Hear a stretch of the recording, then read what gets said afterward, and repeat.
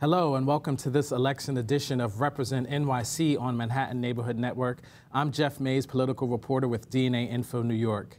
Even before the Access Hollywood tape of Republican nominee Donald Trump making vulgar and lewd remarks about women surfaced, anyone following this presidential race knew the second debate between Democratic nominee Hillary Clinton and Donald Trump was going to be a crucial moment for both candidates. Clinton needed to build on her lead, solidify her base, and lock down more undecideds. Trump needed to repair his image, stop the bleeding, and redeem himself from his erratic and decidedly unpresidential performance during the first debate. Did either candidate achieve their goals? We'll discuss that today as we look forward to the final debate, which will take place at the University of Nevada in Las Vegas on October 19th at 9 p.m. My co-hosts with me today are Democratic National Political Strategist Lupe Todd-Medina and Republican National Strategist Richard St. Paul. Welcome, guys. Thank you. Good to be here. So we have a couple of weeks to go in this election. What lessons have we learned? This has been, seems like this has been an election like no other. What kind of lessons have we learned, especially coming off that fiery second debate? So, look, I think the second debate was crucial for Donald Trump. And in this manner. One, he just had the Access Hollywood videotape of the lewd remarks come out that, again, nobody can defend, and not even him. He had to apologize for those remarks. And so that debate was important for him to, I think, continue into the next debate in the presidential election itself, and to stop the bleeding from Republicans who had endorsed him, like Speaker Ryan, to stop them from leaving his camp. As it stands now, he did a good job in a debate, and he's going to continue on to the next debate and into this election.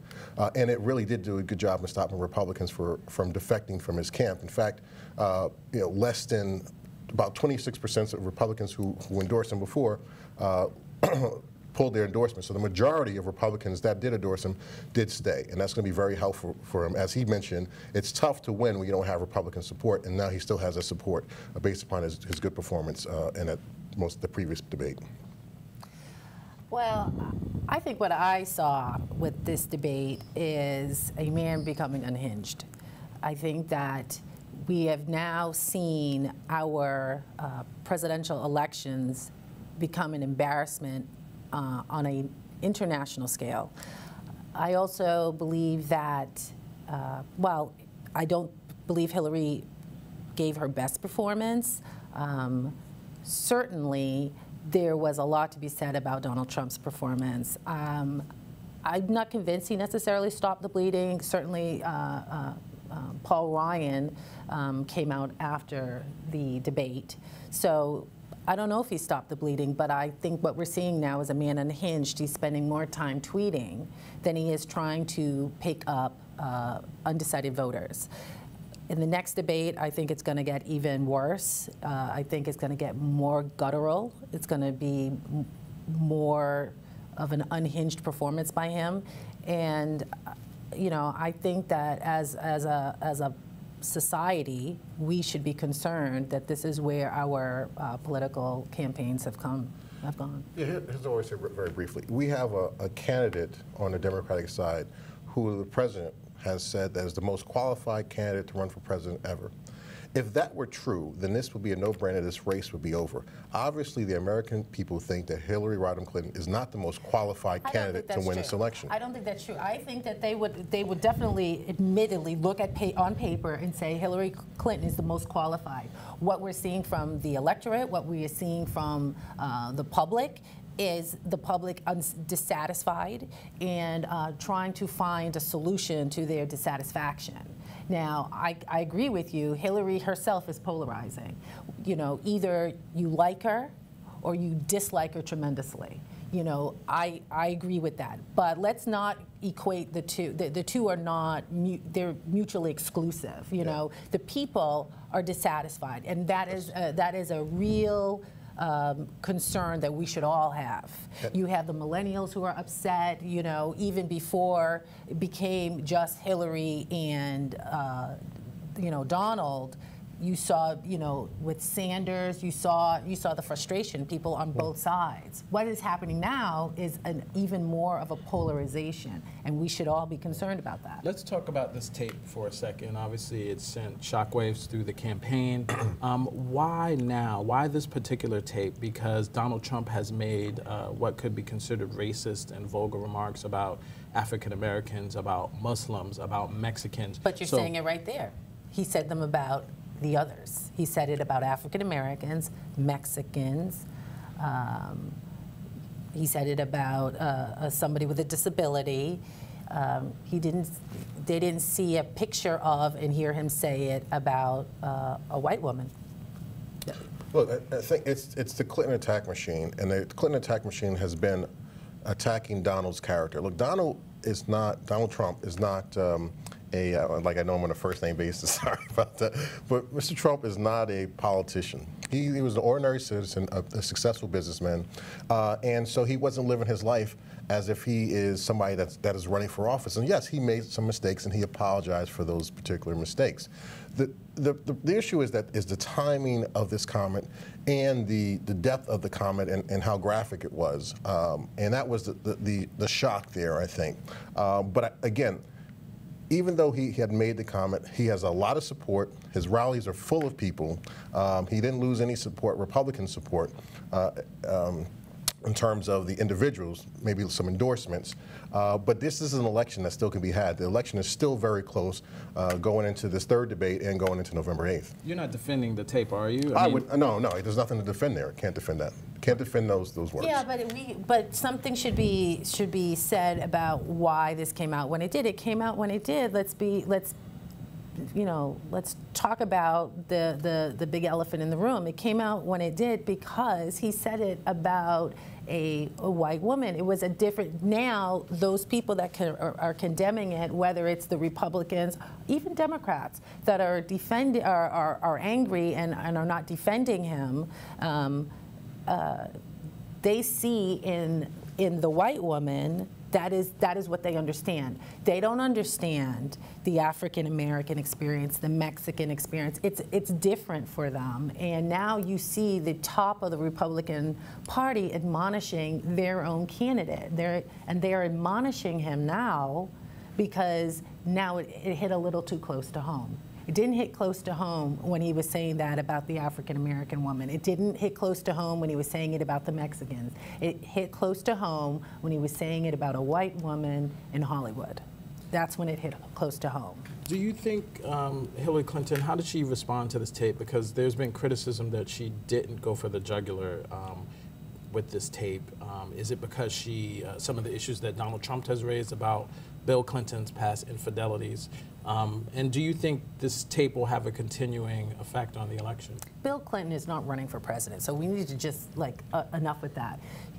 She should not have to be defending her husband's bad behavior of 20 years ago. He's not running for president. Donald Trump is running for president, and Donald Trump is the one that is making the crude and lewd remarks. Well, let's be honest here. I mean, Hillary Clinton was right there through every sex scandal Bill Clinton had. And so she was on air holding his hand, calling it a right-wing conspiracy. And so she is just as much as part of, covering up his actions as he is. And look, this, as you mentioned earlier, this in the gutter, gotcha, sex, lies, and videotape should have no place in politics, but people are hardwired. It's easier for me to understand a sex scandal as a voter than it is for me to understand a 35% tax cut. What does that exactly mean for me? And so unfortunately, I think we're in a campaign where it's going to be, for the rest of the campaign, it's going to be gutter politics. Who has the latest email from WikiLeaks about Hillary Clinton? Who has the latest videotape about Donald Trump? And people, I think, at the end of the day, are going to decide this election based on who's the devil I can deal with. Don't you think this campaign has changed dramatically? I mean, Trump has kind of been the reality TV candidate, and he's changed how we view presidential politics right now. I mean, is that some fault of his own at this point? Well, look, in the sense that he is somebody that knows how to work the media. He's been doing that for a very, very long time. It's as long as Hillary Clinton's been involved in government, you say 30 years. And so that's why we have not been focusing on issues a lot. We've been focusing on the got you moments, on the personal characters of each individual, and both have their character flaws, both Trump and Clinton. And so, Clinton had an opportunity to, essentially take Donald Trump out in the second debate, but wasn't able to, because she couldn't get him to her level, which is discussing policy, and she didn't go to his level, which is kind of discussing character flaws. And so it was a tug of war ultimately, and nobody ended up changing anybody's vote. My mother used to have a saying: never argue with an idiot. They'll bring you down to their level and they'll beat you with experience. So why would she go down to his level and try to beat him with that experience? That had been tried already during the primary, for the Republican primary. It didn't work, because that's why Donald Trump is there now. I think she played it well. She was not fantastic. She was not as even as policy oriented, I don't think, than she was in the first debate. She gave a solid B performance, and I think that was what she needed to do. She just needed to not rock the boat. Donald Trump is rocking his own boat. She doesn't need, I mean, could she like help him overboard? Sure, but she doesn't need to do it.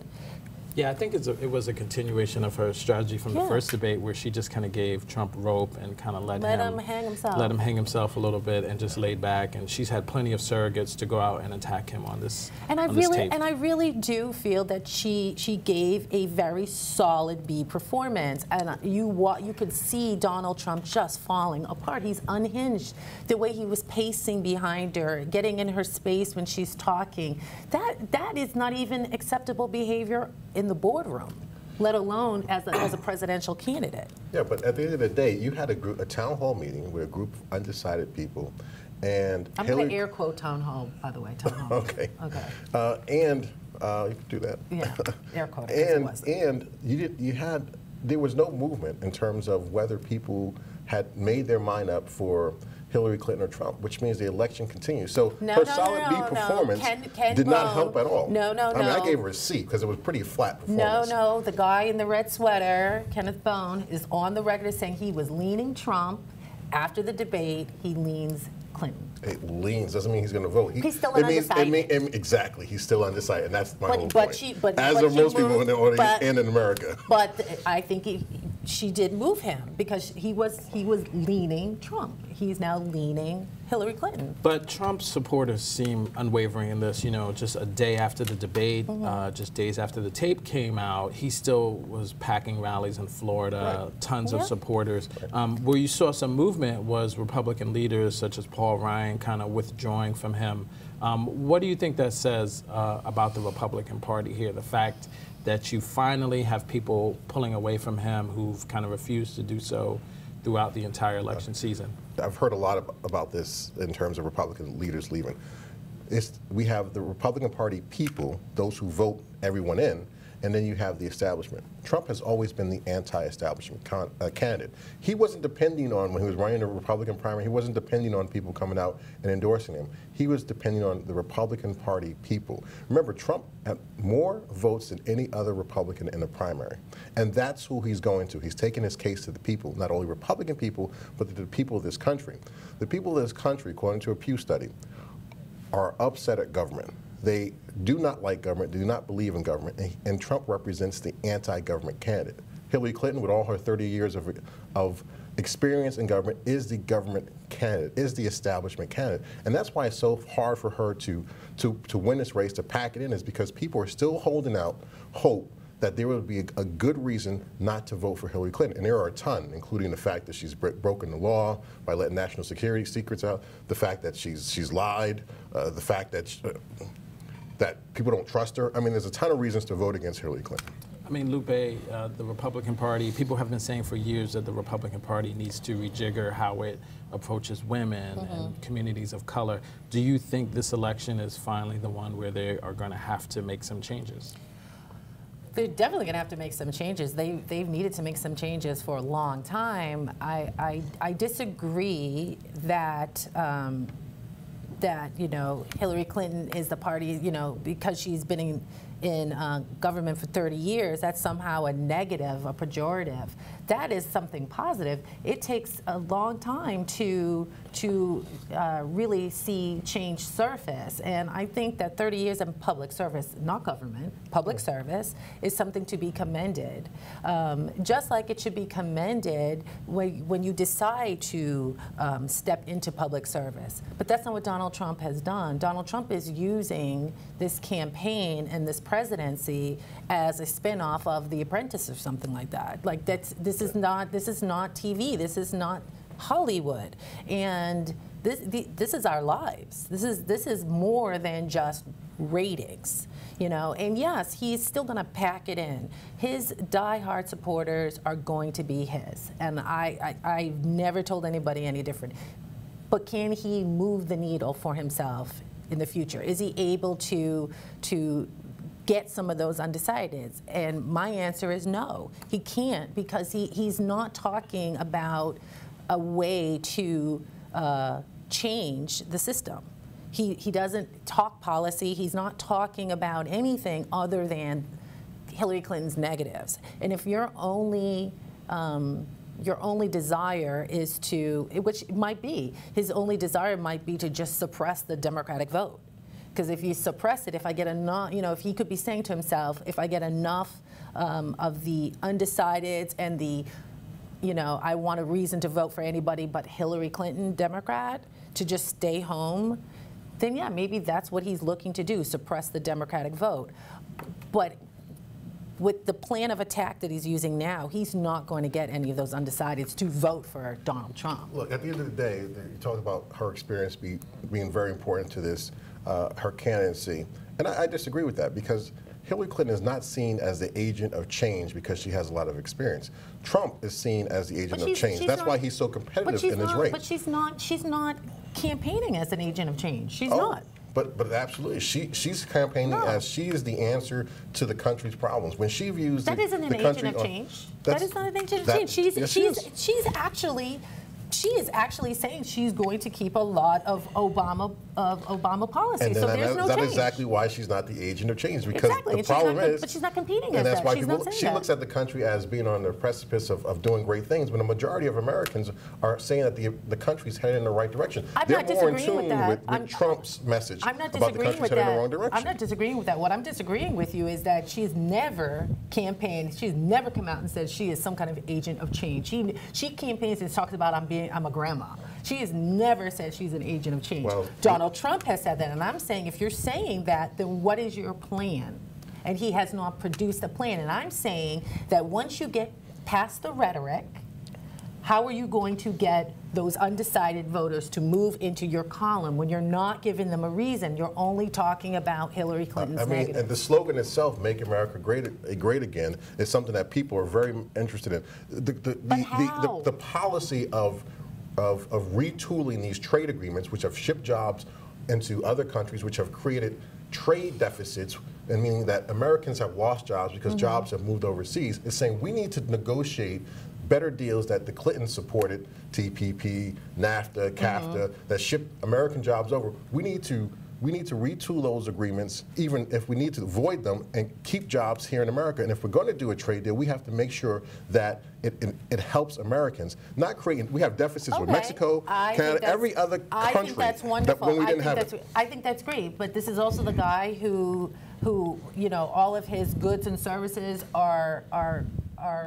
created and built, and everything is overseas. His ties are overseas. Everything is overseas. We didn't hear any of that during the second debate. We didn't really hear any policy from either of them, I have to say. I actually think he's pretty good when it comes to international policy. When he calms himself down and, you know, I don't know, takes some medication and he calms down, he actually speaks well about it. Hillary Clinton's the one passing out around here. Donald Trump stood up the whole debate, so I mean, there is an issue. That's a legitimate issue. Is Hillary Clinton's health, and I gotta say, if we see something else in terms of her fate and passing, that's a real question. You think having pneumonia is an issue? I'm not her doctor. I don't know what she had. She had pneumonia. I know she passed out, and I hope that's. She had pneumonia. I hope for our country's sake, if she wins, that's all she had. But her health has been a question in this race, which we didn't talk about. And but let's remember that Trump didn't really submit a proper physical as well, right? So he didn't have pneumonia. He didn't pass out. So how do we know? How do we know? I've had pneumonia. His health is not an issue. I've had pneumonia. I've had pneumonia, and pneumonia is, and you know what? She's one of those people, and you know, he gave her the credit. He gave her the compliment himself. He said that she's tough. She's a fighter. She never quits. She doesn't quit. She got up. She went and did a speech. She was trying to push through it, probably because she knew somebody like a Donald Trump was going to equate her, as you like to say, passing out. With being a woman and not being fit, and so she was trying to fight through it. Like that. That's not true. I said Donald Trump, I didn't say you. You know, but you know, and she tried to fight, you know, and get through the 2 days or something. When what you really need to do is just sit down somewhere. Sometimes, you know, if you don't take a break, you know, your body will take a break for you. Her body took a break. And my only point was I hope that her health or Donald Trump's health is not an issue because we need a healthy president because there's a lot of work to do. In terms of policy, we heard at least one policy at the last debate, which was a tax policy. Donald Trump cutting tax, saying he's going to cut taxes. Hillary Clinton saying she's going to raise taxes on the rich. And, you know, that certainly was a tax policy. That's going to be a problem for Donald because Donald's not used to even paying his taxes. Well, he's paid tons of taxes because sales taxes he's had to pay, employment taxes he's had to pay. That he did not pay federal taxes based on the losses that he claimed. He did not give money but to we're talking about other taxes that you pay that do go into the federal, state, and local budgets. He has paid. He has a lot of employees. He's paying employment tax, payroll tax. But not for all of them, because he's not even paying some of his employees. They're taking to court. No, that's contractors typically. God forbid. And look, you know, the law is bankruptcy. He's in bankruptcy proceedings down in Atlantic City, and anybody's taking him to court in bankruptcy proceedings would be handled through bankruptcy proceedings. That's the law, and he's right. He abides by the law when it comes to these business dealings, and it's absolutely the law, and he's not breaking any laws like Hillary Clinton, who has stored national security, confidential, top secret emails on her private server, and then lied about it and said, "Oh, I didn't have any confidential emails. I mean, I didn't have any top secret emails. I mean, clearly a lie." I'm telling you, it's like you guys are as on time as like the B-15 in Brooklyn. You guys are never late with that one. You know, she has sat before Congress. She has been grilled by the Republicans, the FBI. Everybody has said she's admitted it. Unlike Donald Trump, she actually got up there and she said, "I made a mistake. I was wrong. There's no excuse," and that's why we were able to move on. But Donald Trump cannot move on. It's the same reason why when she mentioned Alicia Machado, he spent the next week, instead of doing some kind of damage control, he became unhinged on Twitter at Clinton 140 can't hide from her 33,000 deleted emails. She can't hide from the fact that she stole the election and conspired with the Democratic National Committee to steal the election from Bernie Sanders. She can't hide from the fact that the Clinton Foundation has basically been there to line the pockets of the Clintons with money by using her influence in the State Department. She can't hide from a lot of that stuff, and American people are very concerned about that, and that's why this presidential election is not over. We know October has not been a good a month for Donald Trump. There have just been news after news about his taxes, about the tapes. It hasn't been a good month for him. So we're heading into this third debate now. What do you think each candidate needs to do? Is Donald Trump even going to show up to this third debate? Oh, he's coming. He's coming. He's coming. It's prime time. He's coming. That's what he understands. He understands prime time. He understands ratings. He's coming. Here's what I say: from Trump, you need to basically make the case to American people why he's the best candidate, and he's going to have to rely a lot on why Hillary Clinton should not be president. Based upon all the things I had mentioned, including the fact that people don't trust her and that she hasn't accomplished anything in her time in government. As a matter of fact, when she was a senator for the state of New York, upstate New York, she said, "I'm going to bring jobs there." They lost jobs during her U.S. Senate term. So he's got to make the case that he's the better candidate. Here's why. because his policies are better, and that America is going in the wrong direction if they pick Hillary Clinton. I think Hillary Clinton has to say, I'm the policy person. I know what I'm doing. Donald Trump is new to this. He'll have no idea. We can't trust somebody who has no idea how government works to be in the presidency. That's just not the time that we're in, and having somebody, a novice, lead this country. And that's it. She's got to build upon her experience and bring him up to talk about policy, debate policy, rather than other issues. Lupe. Well, first of all, when Hillary Clinton was U.S. Senator, we had a Republican in the White House. So let's just be fair about that, okay? We can start to talk Bush if you want, but I don't think you want to go down that road, okay? Right. So let's be fair about that. Second of all, I think that what Donald Trump needs to do is look presidential. I think if he can just look presidential and not look so manic, I think that in and of itself to me, would be a victory for him. He gets a little manic up there. I'm not saying that to be like just mean. It's just a reality. He gets manic, and he's pointing fingers at her. And if there's one thing that these debates have shown us is, one, Hillary Clinton has been approached by a man like that before. His name is Rick Lazio. Do we know where he is anymore? And she became U.S. Senator. And then two, after the first debate, women didn't like it. Like the whole interrupting and the way he's approaching her, it doesn't do him any good, right? So he needs to look presidential. Stay behind your podium and answer the questions. I do agree that that he needs to talk some policy and really, get off the whole Putin and all that. He needs to talk policy about how he's going to make the changes that he's talking about when he talks about make America great again. What does that mean? As for Hillary Clinton, she, I think, needs to once again just stay the course. I'm not convinced she necessarily needs to try to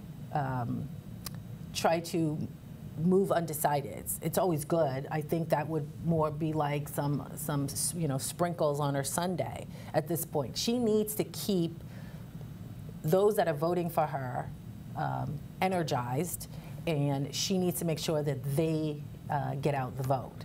I don't, think that she necessarily needs to be trying to win over undecideds at this point. She needs to let Donald Trump do Donald Trump and then stay the course. In terms of Donald Trump, do you expect him to release the shackles, as he said, and just come after Hillary Clinton full bore? Oh, absolutely. He's going to make the case. First of all, the woman vote is an important vote in this country because it's more than half of the vote. And so he's going to make the case that with a Trump presidency, he's going to make this country not only great, but safe. He's going to fight terrorism wherever it is. He's going to rebuild our industry. He's going to stop or revise the trade agreements so that we keep our jobs in our country. And he's going to talk to the African American and Latino community and say to them that I'm the one that understands the issues in the community, educational issues, whether it's school choice or charter schools, but giving people options in the urban community to be educated. This is what he said. He talked about school choice. He unemployment in the black community. He talked about that. The last town hall, he just assumed that the black guy that stood up and asked the question was from an inner city.